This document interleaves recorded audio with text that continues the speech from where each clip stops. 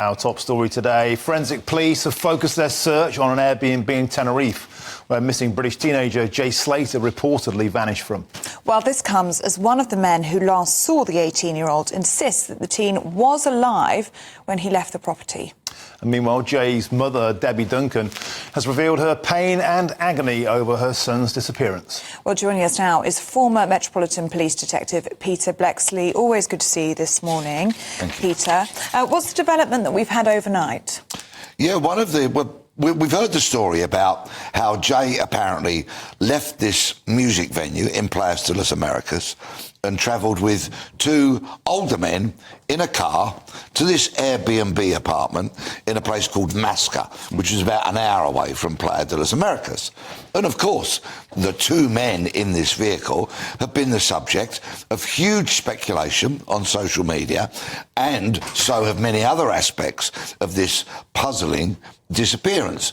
And at that point, I'd actually think I owe many people in the nation a bit of an apology, because I've been very dismissive of much of the speculation, rumour, gossip and the such like that is featured on social media. Now, that said, some of it has been plain wicked and some of it has just been utterly unnecessary and unwelcome.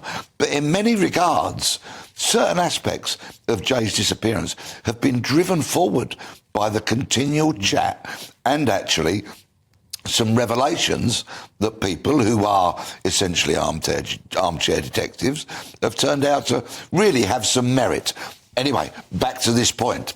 Overnight, one of the men, who's 31 years old, has come forward and said, yes, Jay was in my car, drove him to the apartment. He was alive when he went in the apartment. He was alive when he went out of the apartment. So he's saying, I have nothing further to add, although, as with so many aspects of this story, things are not crystal clear, because this man himself does have a criminal conviction for drug dealing some years ago. And Peter, what was interesting about this from the very start? A lot of people were saying, well, why isn't there more focus on that apartment, that Airbnb? We know that Jay was there, but instead the authorities, they chose to fan out across this mountainous terrain with drones, with sniffer dogs, with helicopters, a very, very different type of investigation. And those two fellas that were allegedly with Jay Slater in his final known hours, they seem to slip out the country and evade detection. So have they looked down the wrong end of the telescope, do you think, in some respects?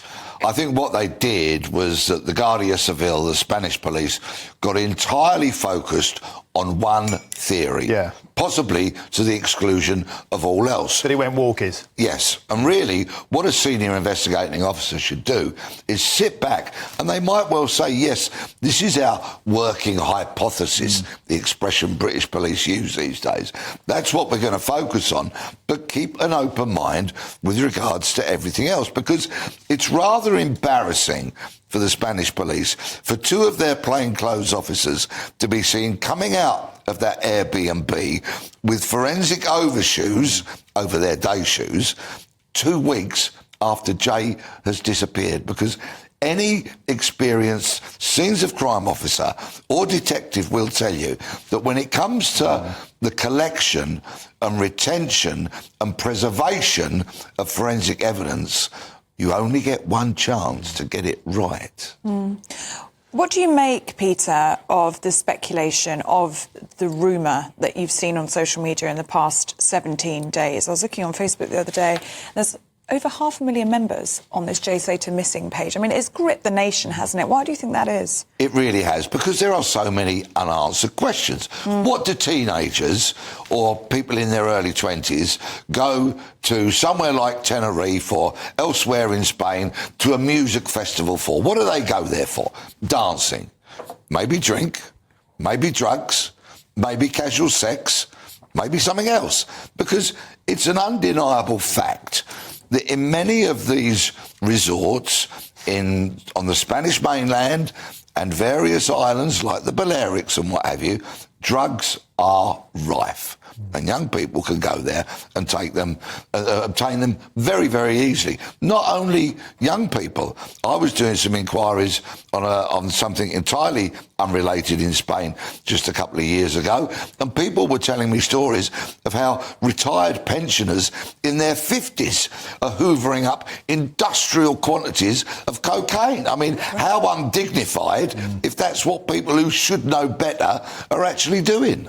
But it attracts those kind of tourists from around the world, and because it could be our kids, I think. That's why we're so fascinated. It could be any one of our teenagers just gone disappearing after an ordinary night out. It could, and there are some real lessons to be learnt here for not only young people, but people who are older. There's a story this week about a man from Ireland who was found dead in Magaluf with alcohol and drugs in his blood system. You know, there's messages here that if you're going to a foreign land, albeit to enjoy yourself, and you want to have a good time, you want to drink, you want to party, you still have to have your wits about you. You have to be aware of your surroundings, aware of people that are around you. And that's not to say don't have a good time, but please, please, please stay a bit sensible and look after your own safety and those around you. Superb advice. Peter Bleksley, always a pleasure. Thank you very much for joining us this morning on Breakfast. So are we getting closer to the truth with this case? Now, I don't know why this stuff didn't come out in the start, because they've been searching these mountains as if like he is on the mountain somewhere. Yet all this new information that's coming out, apparently that they already had all this information. The Spanish police are saying that the guys that were the last people to see Jay obviously alive aren't connected to it in any way. I just find that very, very strange. I think these men must be connected in some way. They're the last people to see him alive, or as we know, alive, because it's been a long time now. Unless he's actually kidnapped and being held somewhere, it's inevitable that he's obviously passed on, because no one can last in them conditions. But I don't think he's in them conditions. I think this has been planned. Something's happened and this has been planned and it's been carried out. I think they do need to have these men back, and I think the friends have delayed this investigation by pointing in the direction of the mountains. Because if you do look at what the friends had said, a lot of what they were saying, like when they said at the start and then they've said like a few days after, they've really contradicted themselves. So it goes to show that they obviously do know a little bit more than they're actually letting on. And I think the mum and dad kind of know that what's gone on. They've obviously knew all this information that we got yesterday. They've obviously known this information before, and that's why they haven't. Because if it was me, I would strangle the friends, because I wouldn't be able to rest until I knew exactly what had gone on and that they had no part in my son's disappearance.